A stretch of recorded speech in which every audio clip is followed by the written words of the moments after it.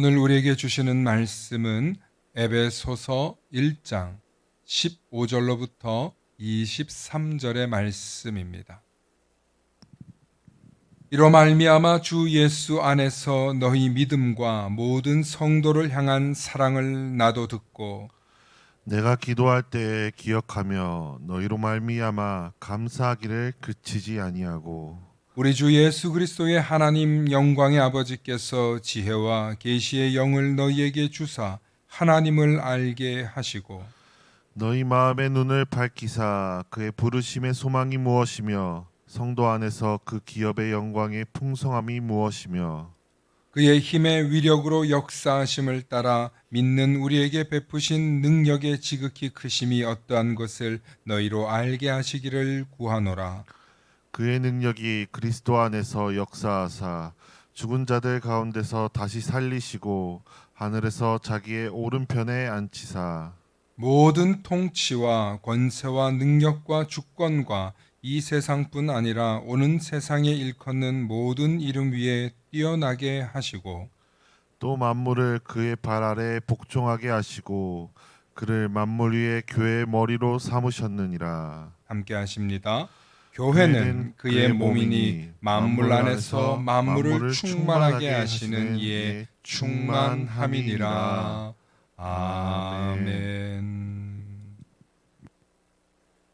오늘 말씀의 제목을 함께 선포해 주시기 바랍니다. 그리스도인의 행복한 가정을 위하여. 그리스도인의 행복한 가정을 위하여. 네. 할렐루야. 우리는 모두 축복의 사람입니다. 축복의 사람 곁에는 축복의 사람이 있고 감사하는 사람 곁에는 감사의 사람이 찾아옵니다. 날마다 감사의 사람, 축복의 사람 되시길 축원합니다. 아멘. 네, 오늘은 그리스도인의 행복한 가정을 위하여라는 제목으로 말씀 나누려고 하는데요. 정말 그리스도인들의 가정이 행복해야 합니다. 그리스도인의 가정이 행복한 게 복음이고 그리스도인의 가정이 행복한 게 예수를 잘 믿는 비결이면서 또 가장 큰 선교라는 사실을 잊지 마시길 축원합니다. 하나님이 인간을 창조하시고 제일 먼저 만드신 것이 뭐예요? 인간을 창조하시고 난 이후에 제일 먼저 만드신 게 가정이에요. 가정. 그리고 그 가정을 잘 돌보라고 먼 훗날 교회를 세우셨습니다. 그러므로 교회는 가정을 위해 존재한다고 해도 과언이 아닙니다. 그리고 가정이 건강하도록 가르치고 돌보는 역할을 하는 것이 교회의 근본적인 목적이라는 것을 목회를 할 때마다 느껴요. 앞서 방금 말씀드렸습니다. 가정이, 그리스도인의 가정이 행복한 게 뭐의 비결이라고요? 아니, 그리스도인의 가정이 행복한 게 선교, 전도, 가장 최고 좋은 전도. 도대체 저 가정은 왜 저렇게 행복하냐? 도대체 저 가정은 뭐가 저렇게 화목하냐? 우리는 교회 다니고 예수 믿어서 얼굴이 달라. 할렐루야. 할렐루야. 여러분, 예수 믿어서 얼굴이 달라야죠. 교회 다녀서 온 가족이 화목해야죠. 여러분, 화목하다, 행복하다고 해서 그 가정에 애들 울음소리가 없고 혼나는 소리가 없는 게 아니에요. 바르게 양육하는 가정 가운데 있어요. 그래서 애들을 혼내면 안 될 것 같고 또 애들을 무조건 오냐 오냐 이쁘다고만 해야 돼. 그게 아니에요. 바르게 가르치는 것에 있어요. 그런데 문제는 전 세계적으로 지금 가정이 무너지고 있다는 거예요. 한국 사회에서 지금 3, 4가정 중에 한 가정이 이혼을 하고 있어요. 기독교인들 가정 중에서도 15가정 중에 한 가정이 이혼을 하고 있어요. 너무 안타까운 이야기지만 우리 사회가 지금 어떻게 해서든지 결혼을 유지하고 살아가는 게 쉽지 않은 그런 시대가 되었어요. 특히 고학력자들은 아니 어차피 이혼할지도 모르는데 뭐하러 결혼하냐, 이게 지금 그분들의 생각이에요. 차라리 혼자 사는 게 낫다. 물론 그 가정의 아픔과 이혼의 사유를 들으면 안타깝지 않은 가정이 없고 또 충분히 공감되는 이야기예요. 그래서 이혼을 했다고 해서 죄를 지었다는 얘기가 아니에요. 문제는 어떻게 해서든 가정을 지키려고 하는 성도들이, 가정을 지키려고 하는 사람들이 많을수록 이혼을 안 할 거 아니에요.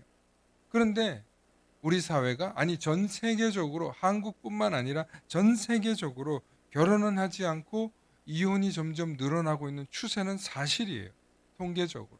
그러면 제가 앞서 말씀드렸잖아요. 하나님이 처음으로 창조하신 게 가정이고, 그 다음에 이 교회의 역할이 뭐냐? 바로 가정을 위해 존재한다는 거예요. 교회들이 지금 이걸 제대로 못하고 있기 때문에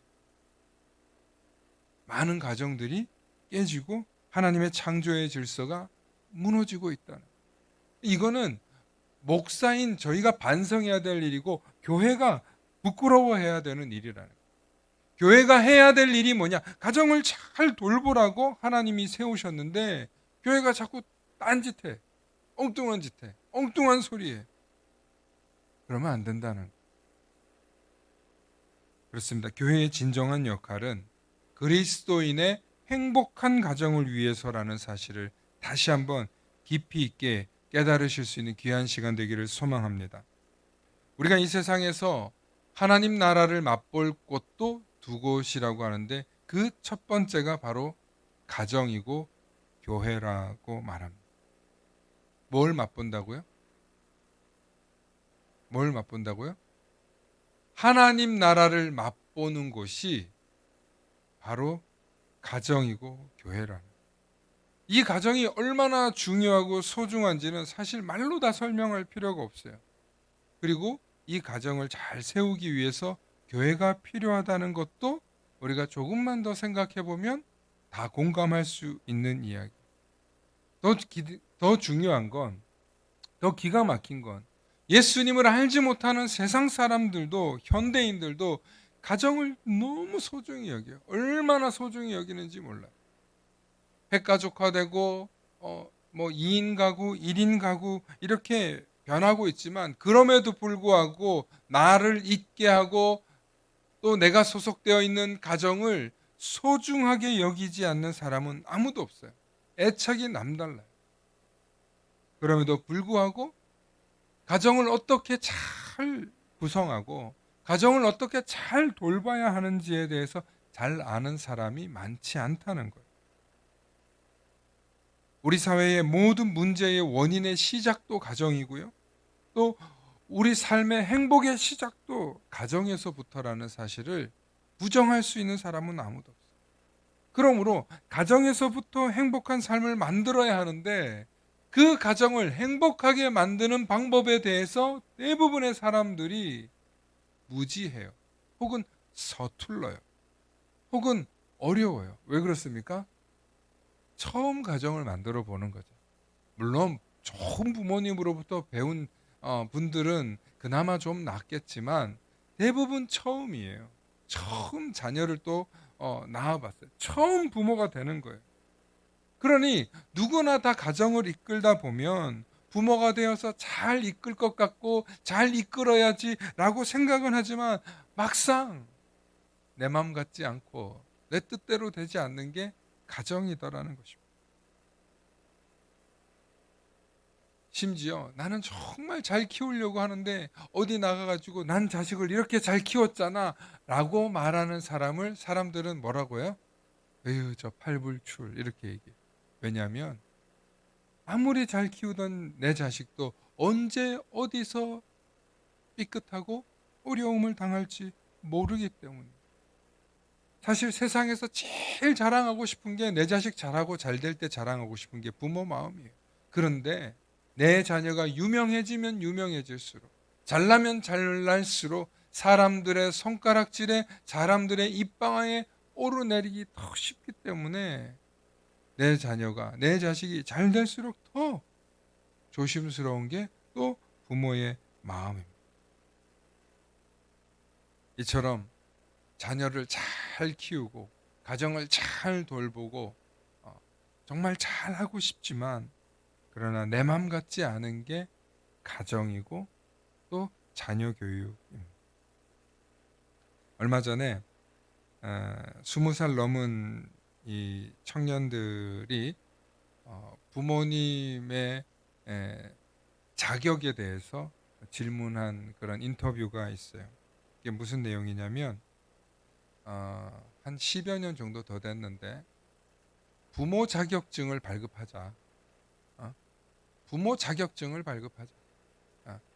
그래서 부모 자격증이 이게 필요하다. 이게 어디서부터 나오냐면 사회학적인 입장에서 나온 건데 너무 사회에 문제를 일으키는 부모들이 많은 거예요. 그래서 20살이 넘은 청년들한테 야, 부모 자격증이 필요하냐? 라고 질문했더니 10명 중에 8명이 필요하다는 거예요. 반대하는 의견도 있지만 10명 중에 8명이 부모 자격증? 그 있으면 좋겠다. 왜냐하면 대부분의 부모들이 잘 하지만 우리 사회에 문제를 일으키는 자녀들이나 뭐 혹은 그 가정들에 보면 대부분 원인이 이 문제가 있는 부모들 때문이라는, 인격적으로나 도덕적으로나 부족한 부모들, 그런 부모들을 걸러내기 위해서도 필요하고, 또 하나는 처음 부모가 되는 부모의 입장에서 어떻게 내가 자식을 길러야 되는지 그 기준이 모호하다는 거예요. 그러니까 나도 좋은 부모가 되고 싶은데 부모 자격증이라는 걸 발급하는 곳이 있으면 가서 열심히 배우고 싶다 하는 그런 마음으로 20대들이 동의하는 내용을 보았습니다. 그런데 그 내용을 이렇게 듣다 보니까 그 자녀 세대들이 20살이 넘은 이 청년들이 얼마나 비판적인 나이입니까? 그 시대에. 그리고 뭐든지 자기들이 의욕적으로 해보고 싶어하는 나이지 않습니까? 그럼에도 불구하고 그들이 부모에게 요구하는 부모 자격증의 내용을 보니까 성경에서 가르치는 부모 얘기예요. 그 20살 넘은 그 청년들이 부모에게 바라는 건 큰 돈을 벌고 사회적인 명성 있고 그런 게 아니에요. 부모로서 자녀를 사랑하는 그 모습과 태도에 인격을 갖추고 부모로서 자녀를 양육하는데 바른 길을 가르칠 수 있는 모범이 되어주면 좋겠다. 막 학대하고 폭언을 일삼고 문란하게 살고 어디 중독에 빠져 있는 그런 부모가 아니라 적어도 자녀를 사랑하고 자녀를 바른 길로 양육해 줄 수 있는 그 정도 부모만 돼도 좋겠다는 거예요. 근데 그걸 이렇게 듣다 보니까 이거 성경에서 가르치는 부모 얘기잖아. 이거 성경에서 말씀하고 있는 부모의 그냥 가장 기본적인 모습을 청년들이 기대하고 있더라는 거예요. 그러면서 부모 자격증에 대한 이야기를 하고 있습니다. 여러분, 만일 여러분들의 자녀가 20살이 넘었어요. 그러면 한번 질문 한번 해보세요. 야, 얘들아, 내가 부모 자격증을 만약에 시험 본다면 니들이 볼 때 몇 점 맞을 것 같니? 한번 물어보세요. 그러면 정말 몇 점이라고 얘기할지 모르겠어요. 저 역시도 우리 아이가 20살이 넘었을 때 아빠는 몇 점이니? 라고 냉정하게 한번 평가해봐 라고 하면 아마 애들은 생각 없이 냉정하게 매길 거예요. 그냥 무조건 감사하게 생각하지 않고 생각 없이 매길 거예요. 그런데 그 생각 없이 매기는 점수가 어떻게 보면 정말 우리에 대한 적절한 평가라는 것입니다. 가정의 달 5월이라고 하는데 이 가정의 달만 되면 정말 힘들어하는 분들이 많아요. 결혼을 못했거나 가정이 좀 어려움을 겪었거나 이런 분들이 많아요. 여러분, 그런 것을 감추려고 해서 감춰지는 게 아니에요. 오히려 드러낼 필요는 없지만 우리 가정을 잘 이끌어가기 위해서, 그러면 교회에 해야 될 일이 무엇인가? 그리스도인의 행복한 가정을 위해서 우리가 해야 할 일과 하지 말아야 할 일들이 뭐냐? 한번 말씀을 통해서 깊이 살펴보는 귀한 시간 되시길 소망합니다. 오늘 긴 얘기를 하기 위해서 앞부분에 좀 이렇게 길게 말씀드렸는데, 우리 에베소서 전체의 말씀이요, 성경이 가르쳐주는 건강한 가정에 대한 이야기. 에베소서를 그 기준으로 보면 얼마나 귀한 말씀이 있는지 몰라요. 바울이 교회와 그리스도인의 가정이 어떻게 해야 좋은 가정이 되는가에 대해서 아주 깊이 있는 말씀으로 전했습니다. 에베소서 5장을 보면, 특히 에베소서 5장을 보면 하나님의 사랑받는 자녀가 되는 게 중요하다는 얘기로부터 시작합니다. 첫 번째, 하나님의 사랑받는 자녀인 것을 깨달아야 한다는 것.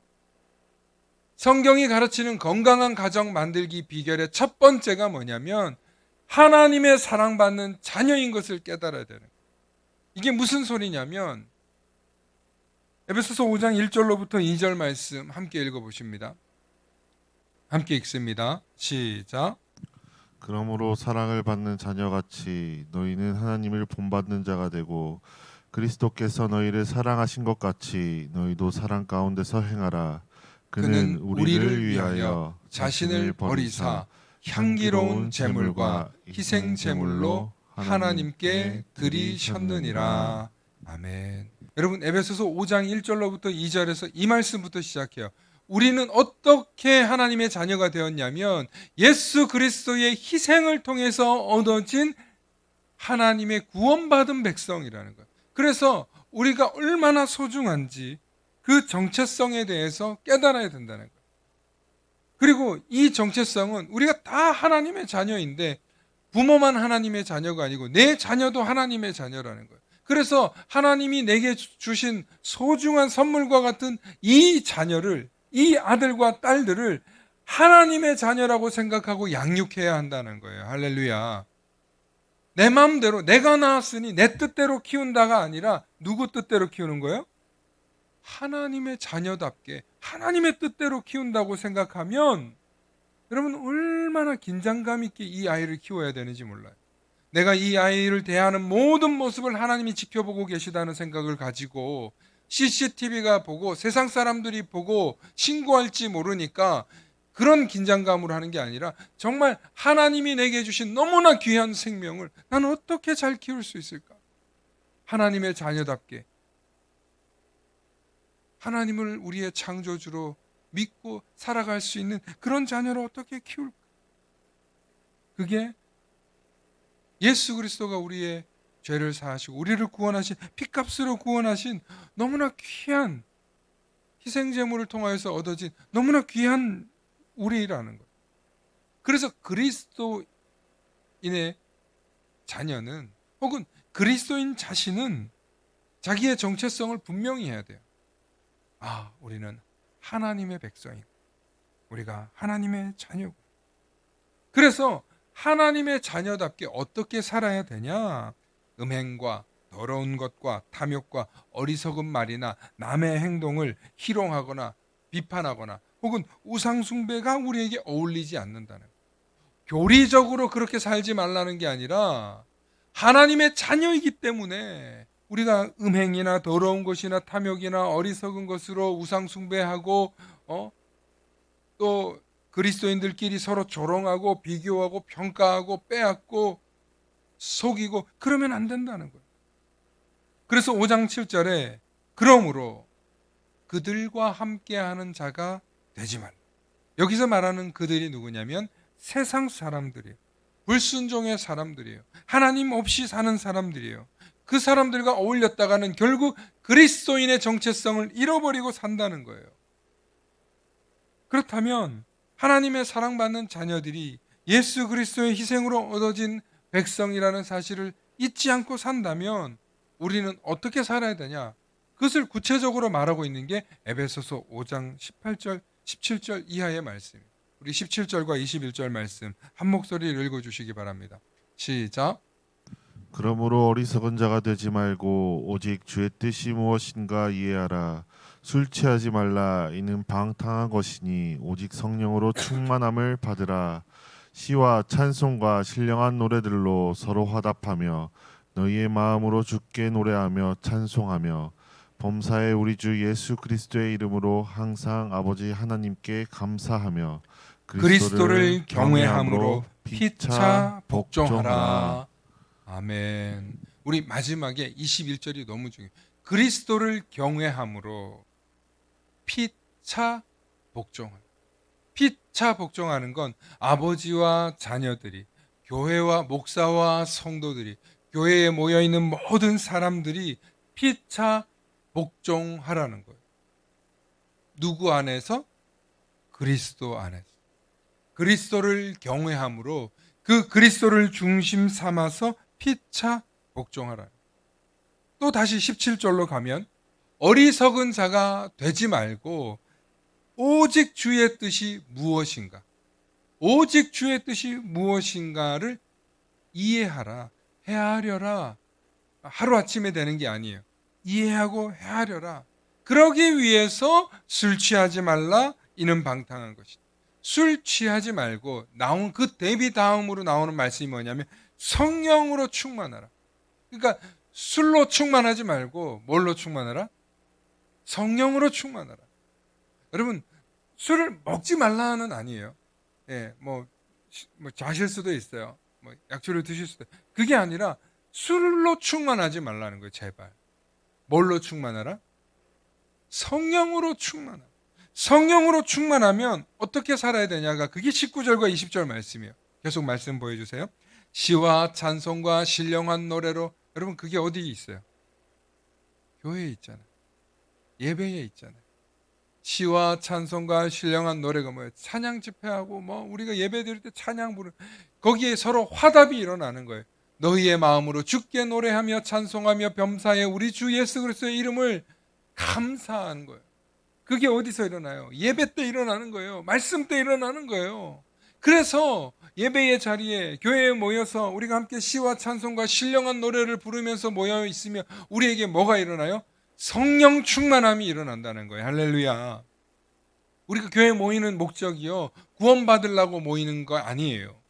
그거는 너무나 기초적인 거예요. 그 문턱을 넘어서고 난 다음에 우리가 해야 될 일이 뭐냐? 성령 충만함을 받기 위해서 이 자리에 모여 있다는 거예요. 제발 이걸 잊어버리면 안 돼요. 사랑하는 성도 여러분, 성령 충만함을 잊어버리니까 가정에 가서도 힘이 없는 거예요. 말씀의 권위가 없는 거예요. 성령 충만함을 잊어버리니까 사랑을 잃어버리는 거예요.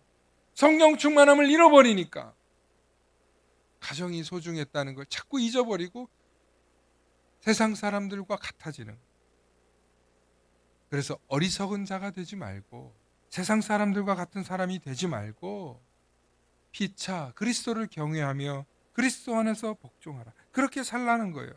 그게 가장 건강하고 이상적인 가정이 되는 첫걸음이라고 바울이 권면하고 있는 거예요.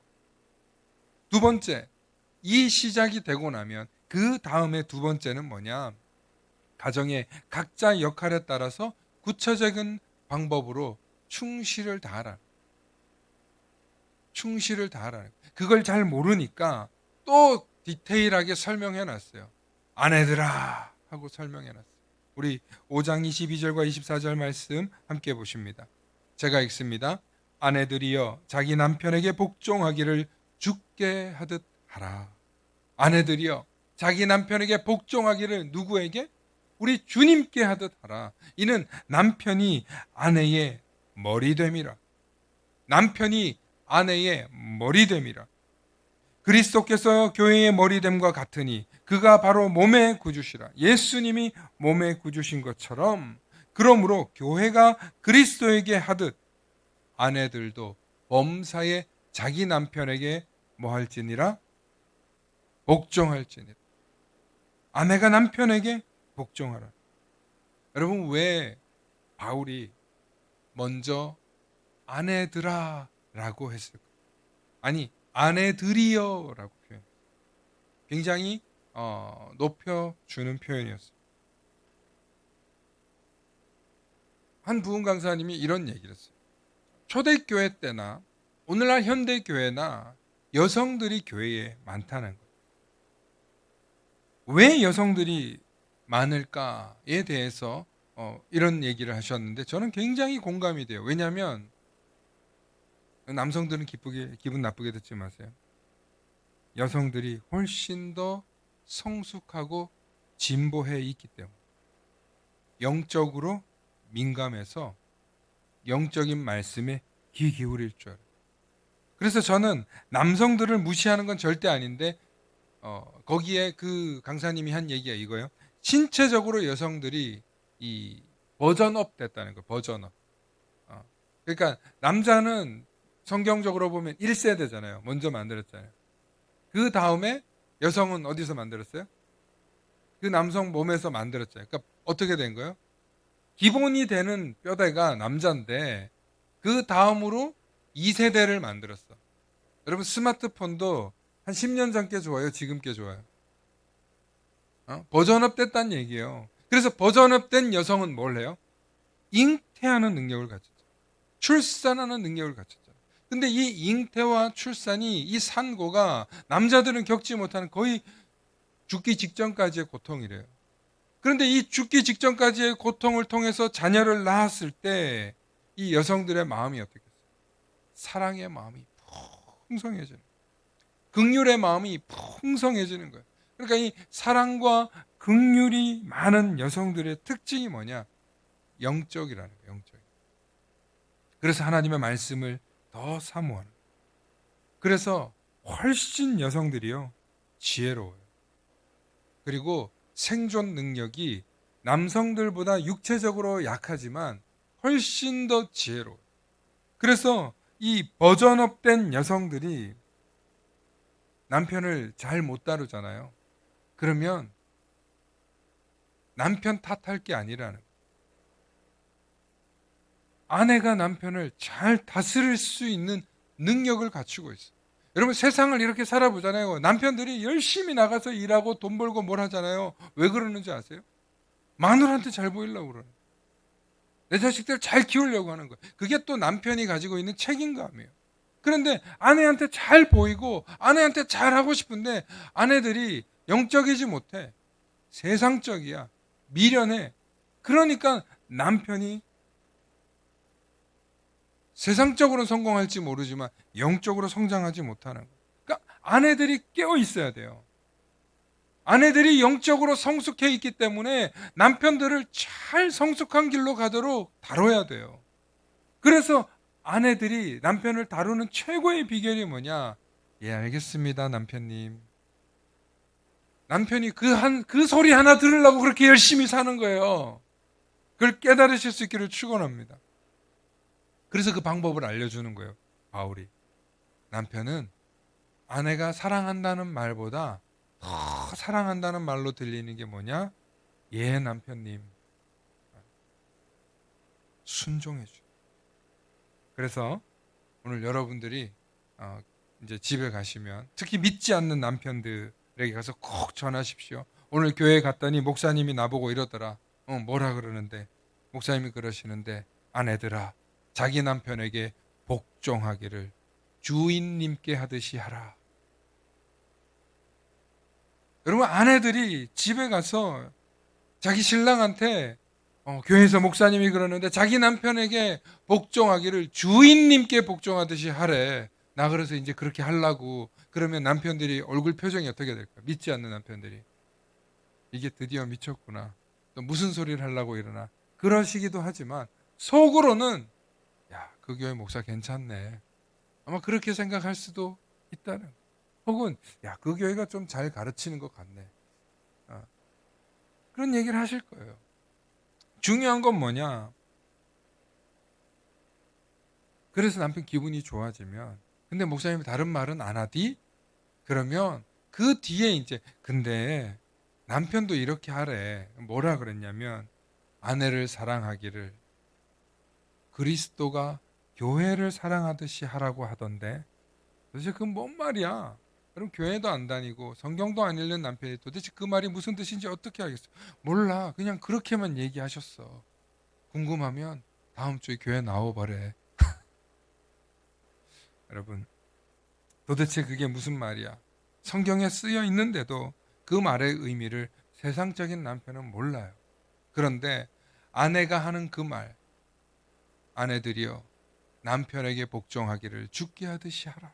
그리고 정말 삶으로 그렇게 해내 보십시오. 그러면 얼마나 신랑들이 기분이 좋아져서 그 아내의 말을 더 잘 들으려고 하는지 몰라요.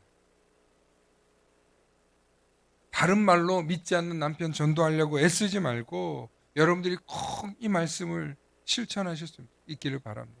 가정을 잘 다스리는 남편이 되길 바라고 훌륭한 남편이 되길 바라면 아내들이요 자기 남편에게 복종하기를 죽게 하듯 하라.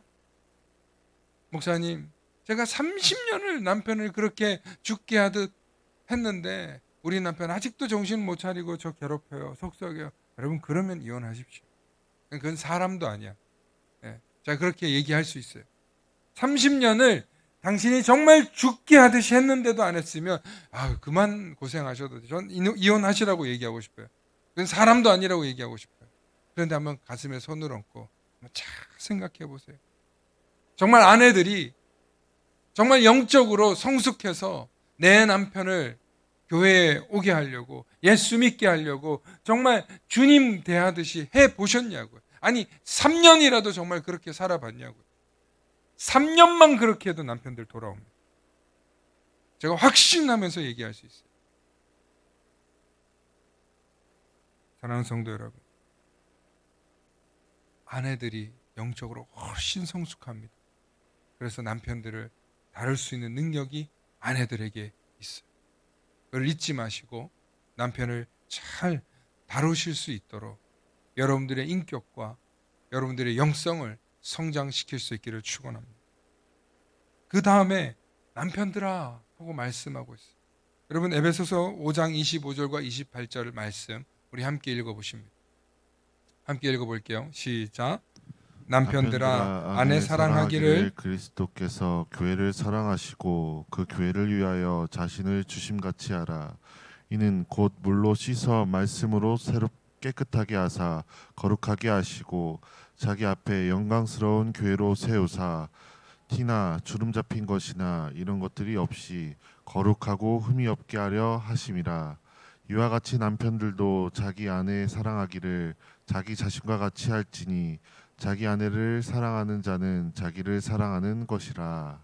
아멘. 여러분 이 남편들한테는요 바울이 구구절절 설명이 많아요. 왜 그런 줄 아세요? 남편들은 자기가 멋있어야 돼. 자기가 훌륭해야 돼. 이 남자들의 이 자아도취적 성향을 가지고 있어. 그래서 오늘 말씀에 보면 28절에 남편들도 자기 아내를 사랑하기를 자기 자신과 같이 할지니 자기 아내를 사랑하는 자는 자기를 사랑하는 것이다. 네가 훌륭한 사람이고 네가 괜찮은 사람이고 네가 멋진 사람이고 네가 사랑받는 사람이라고 생각된다면 네 아내를 사랑하라는 거예요. 그런데 어떻게 사랑하냐면 예수 그리스도가 교회를 사랑한 것 같이 사랑하라는 거예요.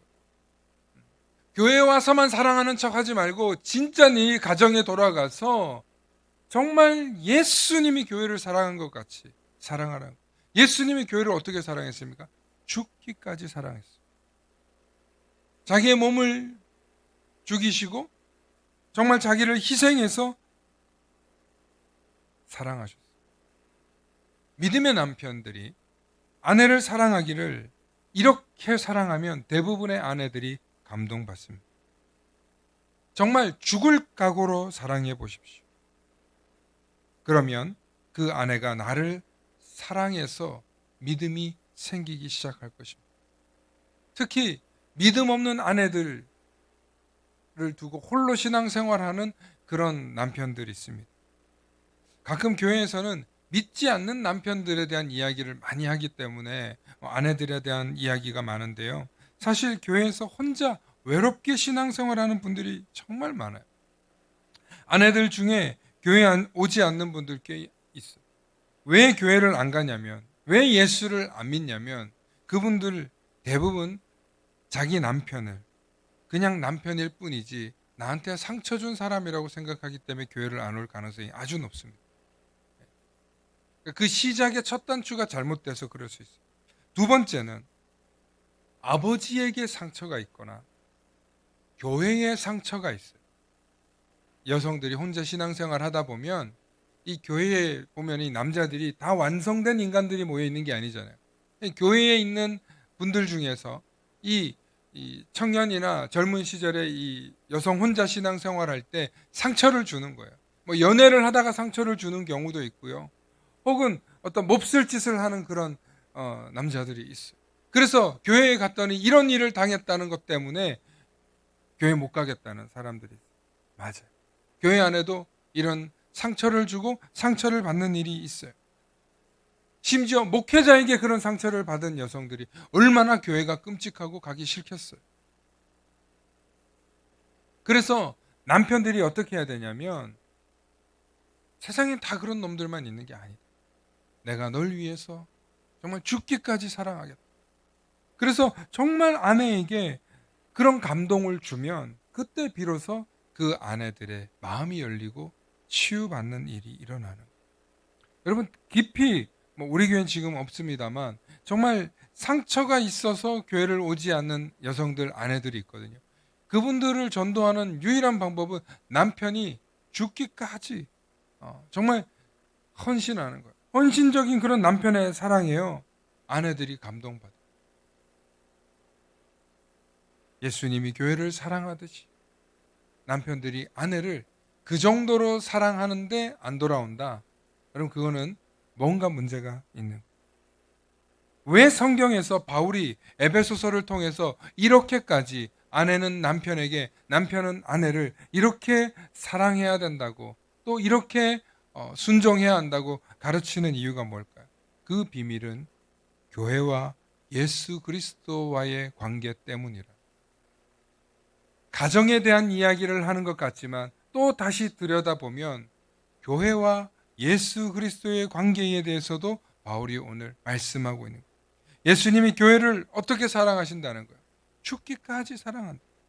그러니 교회는 예수 그리스도를 위해 이렇게 사랑할 때 교회도, 교회의 구성원인 성도들도 건강한 성도가 될 수 있고 건강한 교회가 될 수 있다는 이야기를 복합적으로 하고 있는 거예요. 그러면 우리 성도들이 예수 그리스도를 이렇게 사랑하듯이 교회를 사랑하면 여러분의 가정도 이렇게 사랑이 넘치고 감사가 넘치고 기쁨이 넘치는 가정이 될 수 있다는 것입니다. 6장 이하에는 자녀들아 부모에게 순종해라. 그리고 부모들아 자녀들을 노엽게 하지 말라 하고 세 번째에 대한 이야기가 있어요. 그런데 오늘은 시간 관계상 제가 오늘 자녀들과 부모의 관계 얘기는 하지 않고 부부 관계에 대한 이야기만 하는데요. 정말 중요한 건 그리스도인의 가정이 건강하려면 남편은 아내를 사랑하고 아내는 남편에게 순종하고 부모는 자녀를 잘 가르치고 자녀는 부모에게 순종하며 나아갈 때 그 가정이 성숙한다는 거예요.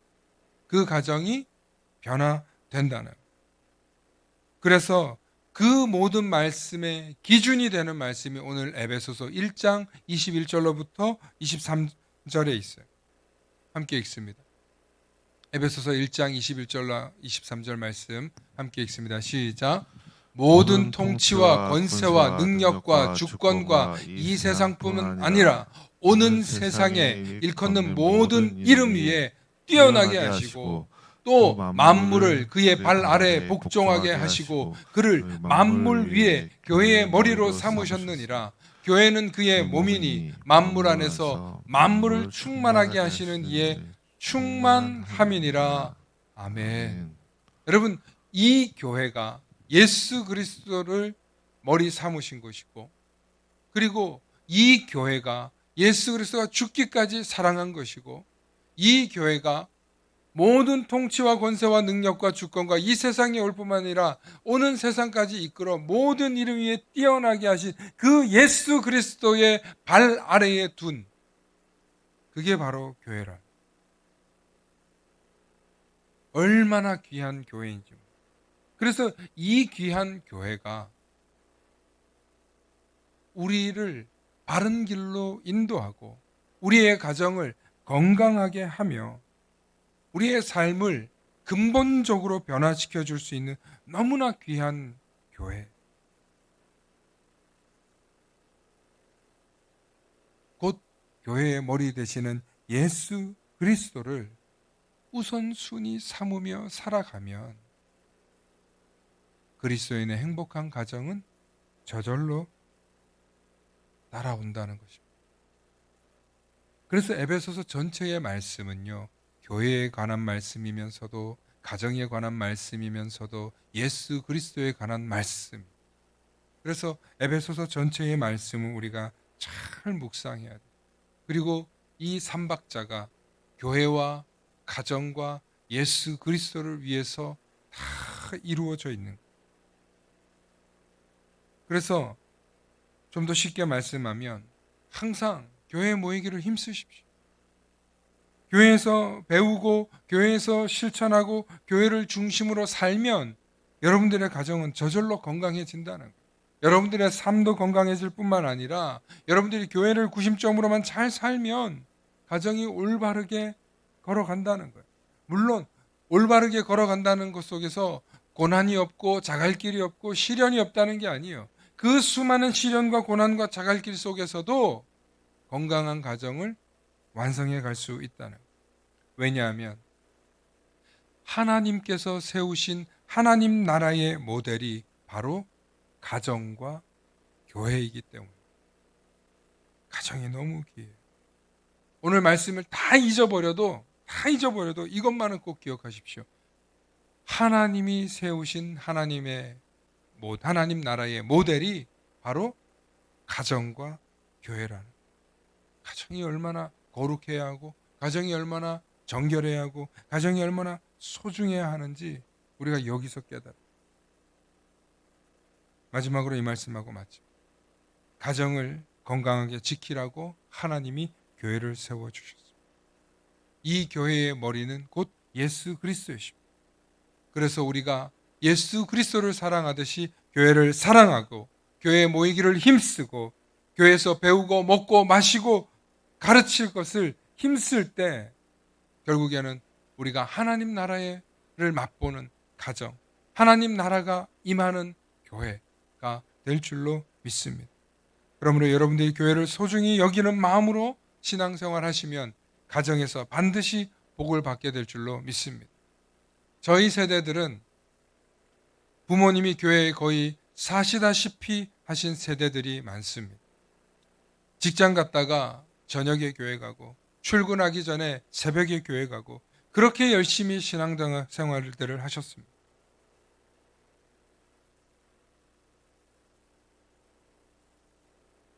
그렇게 열심히 신앙생활한 결과 대부분의 믿음의 가정들이, 믿음의 가문들이 성장했고 복을 받았고 교회도 부흥했습니다. 그런데 우리 사회가 경제적으로 풍요로워지고 풍족해지면서 적당히 신앙생활 하려는 풍조가 최근에 교회들이 생겨났어요. 세속화되었어요. 그 첫 번째 현상이 뭐냐? 바로 주일 저녁 예배가 없어지는 거예요. 지금 주일 저녁 예배를 지키는 교회들이요, 여전히 변함없이 건재하고 있는 교회들 많아요. 물론 시골에서 인구가 감소되고 있는 교회들도 있긴 하지만 그러나 교회가 잘 지켜지고 있어요. 그렇게 저녁 예배만 없어지는 게 아니라 점점 예배의 횟수가 줄어들었어요. 새벽기도 당연히 안 합니다. 결과적으로 어떻게 됐을까요? 물질적으로는 풍요로워졌지만 많은 자녀 세대들 중에 특히 30대, 40대, 50대들의 신앙이 완전히 자유분방해졌고 신앙을 잃어버렸어요. 왜 그렇게 되었을까? 여러 가지 이유를 찾지만 그 중에 가장 큰 이유가 교회를 소중히 여기는 게 잃어버렸어요. 교회를 지금 세상에서 얼마나 많이 비판하고 또 희화화되고 있지 않습니까? 교회를 손가락질하는 사람들이 굉장히 많아졌어요. 근데 그 일에 교회가 얼마나 피땀 흘려 세워졌고 눈물로 세워졌고 희생으로 세워졌는지를 모르는 세대들이, 배우지 못한 세대들이 같이 손가락질하고 있어요. 교회가 얼마나 귀한 곳이다. 교회가 예수 그리스도의 머리와 같은 곳입니다. 지금의 60대, 80대 성도들이 대부분은 교회를 위해서 희생하고 심지어는 목숨을 걸고 순교하면서 세워진 교회들이요. 그런 교회들이요, 지금 세상 사람들로부터 손가락질 당하고, 그런데 교회를 위해서 희생했고 건축했고 헌신하신 분들은요, 절대로 교회를 떠나지 않습니다. 교회를 포기하지 않습니다. 교회의 성장도 보고 부흥을 위해서 마지막까지 최선을 다합니다. 그런데 지금 한국교회 성도들 가운데 젊은 세대들에 속하는 30대, 50대들은 교회에 와서 자꾸 머리만 쓰려고 해요. 아, 오늘 목사님 설교가 이렇구나 저렇구나. 제가 오늘 비판적인 얘기해서 죄송합니다만 여러분, 교회의 위기이기 때문에 말씀드리는 거예요. 교회의 위기가 곧 가정의 위기예요. 가정의 위기를 오게 한 것도 교회의 위기지만 교회가 근본적으로 위기가 오면서 우리의 가정들이, 세상의 가정들이 깨지고 있는 거예요. 여러분, 신앙생활이 강조하고 여러분들 신앙생활 열심히 하라고 하는 말 불편해요. 교회에 자꾸 모여라 하는 거 여러분들 불편할 줄로 압니다. 그런데 여러분 원래 신앙생활은 불편한 거예요. 그 불편한 것을 감수하면서 하나님의 말씀으로 나를 채울 때 우리가 변화되는 줄로 믿습니다. 세상에서 살고 있는 그 풍조대로 살아가는 게 아니라 그들을 닮지 말고 그 세대들과 따르지 말고 하나님의 말씀으로 우리가 채우며 하나님의 말씀대로 살아가려고 교회에 모여들고 교회에서 말씀 보고 배우고 먹고 마시기를 잠자기를 애쓰는 그 가정이 결국에는 행복한 그리스도인의 가정이 되는 줄로 믿으시길 축원합니다. 미용실에 가면 미용실 냄새가 몸에 뱄니다. 음식점에 가면 음식점의 냄새가 우리 몸에 뱄니다. 마찬가지로 여러분들이 교회를 가면 신앙의 냄새가 배어 있게 되는 줄로 믿습니다. 우리의 말과 우리의 행동과 우리의 눈빛과 표정과 삶의 습관들이 교회에서 배우는 예수 그리스도가 가르쳐 주시는 그 말과 행동을 우리가 풍기며 나아갈 때 우리의 가정은 거룩해지고 우리의 가정은 더욱더 정결한 가정이 될 줄로 믿습니다. 사랑하는 성도 여러분, 우리는 스스로 거룩해질 수 없습니다. 우리는 스스로 정결해질 수도 없습니다. 우리는 예수 그리스도의 은혜의 피로 거룩해지고 정결해집니다. 그래서 예수 그리스도의 피로 사신 거룩한 하나님의 백성이고 하나님의 자녀입니다. 이 정체성이 우리를 살리고 우리의 가정과 교회가 하나님이 세우신 하나님 나라의 모델의 근거가 되는 줄로 믿습니다. 이 사실을 꼭 기억하시고 가정과 교회를 바르게 세워가실 수 있기를 축원합니다. 그러기 위해서 더욱더 예배를 사모하고 교회를 사랑하십시오. 함께 기도하십니다. 좋으신 아버지 하나님, 참으로 감사합니다. 오늘날 이 시대에 많은 가정들이 무너져 가고 있습니다. 그러나 그 많은 가정들이 무너져 가는 데의 원인은 교회가 무너지고 교회의 질서가 파괴되고 있기 때문입니다. 하나님, 이 시대에 우리가 바른 것을 깨닫게 해주시고 다시금 하나님의 말씀으로 충족되게 하시고 다시금 교회로 모여들게 하셔서 교회를 살리시고 가정을 살리시는 하나님의 역사를 보게 하여 주시옵소서. 이 일을 위하여 우리 만나교회를 세우신 줄 믿사오며 우리 주 예수 그리스도의 이름 받들어 기도하옵나이다. 아멘.